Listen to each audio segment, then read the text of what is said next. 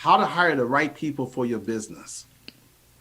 So at the beginning, it's a combination of two things. One, your value. So understanding what you value the most is super important because people often just hire for a resume, and you get good people who are skilled but don't believe the same things you believe. So I'll always lead everything. If I'm doing a job post, it'll be I'm looking for a video editor who believes in entrepreneurs, and I'll just talk about everything that it means to me to have my business and what we're trying to do. And I want to either attract that person in who loves it or repel them away because they think it's stupid. Awesome, right? Values first.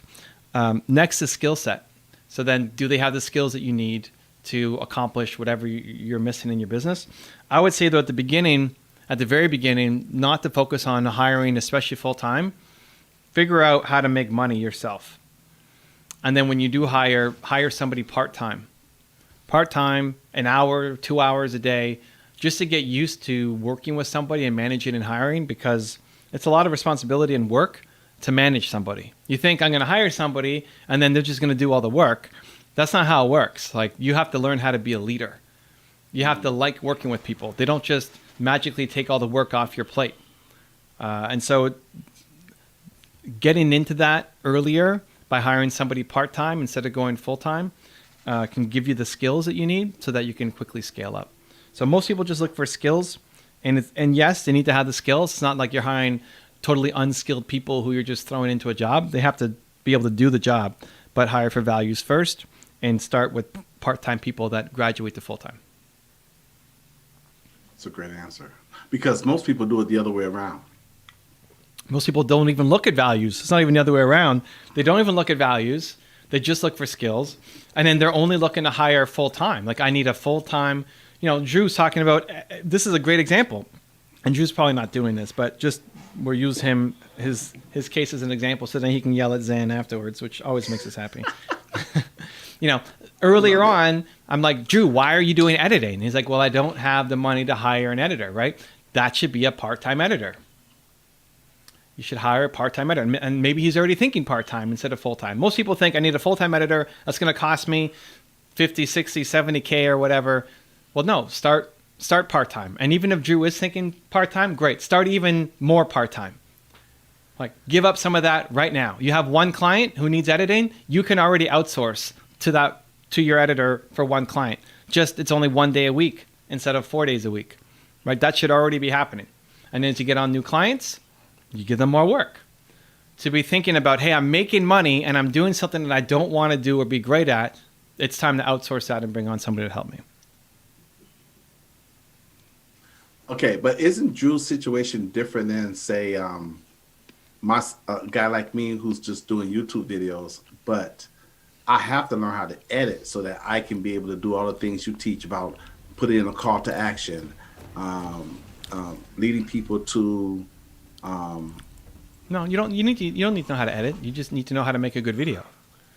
Like, okay, so how to include a call to action doesn't need to be Zan putting fancy graphics on the screen. You would say, hey, I've got an 8-part module about how to have more confidence. You want my free PDF?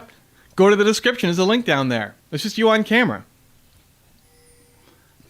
But, okay. That's where I'm stuck at. I'm stuck in learning. I'm stuck in editing right now because I feel like I have to learn how to edit, because how would I be able to put up my graphics and my pictures to explain visually the things I'm talking about? You hold it up. You have your little laminated thing and you hold it up.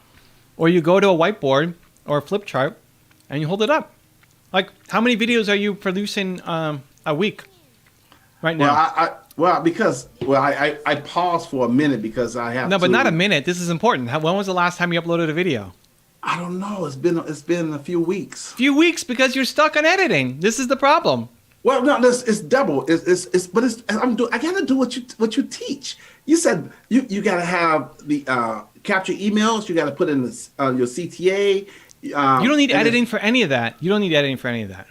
Okay. Let me add some more to it since we don't have any questions. But even before that, I'm saying, okay, I got everything he says. I got put the CTA in, got to have the email. Okay, but you got to have something. You got to have a lead magnet to give them. So that means I got to go back and I've got to finish the books. I got to finish the online course. I got to set up the coaching page and the coaching calendar so that they all can.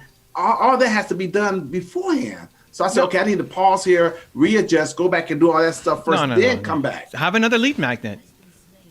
Your lead magnet could be a call with you. Your lead magnet can be 3 of your PDFs that you already have laminated there. Like your lead magnet can be anything. A call with you would be great. Like, hey, if you want 15 minutes with me for free to talk about your confidence issues, there's a link in the description. Go click it, and we'll schedule our time. Boom, lead magnet done. That's different. That's different than I heard all the stuff I've been studying. Okay. Yeah, but all the stuff you've been studying is keeping you in student mode instead of actually making. And you're learning the wrong skill, man. Like editing is not the skill you need to be working on. God, I'm so convinced. It's just not. I can't get past that. It's like I have to learn how to edit. I don't know. Like who taught you that? Who said that was the skill you need to learn? Where did you learn this?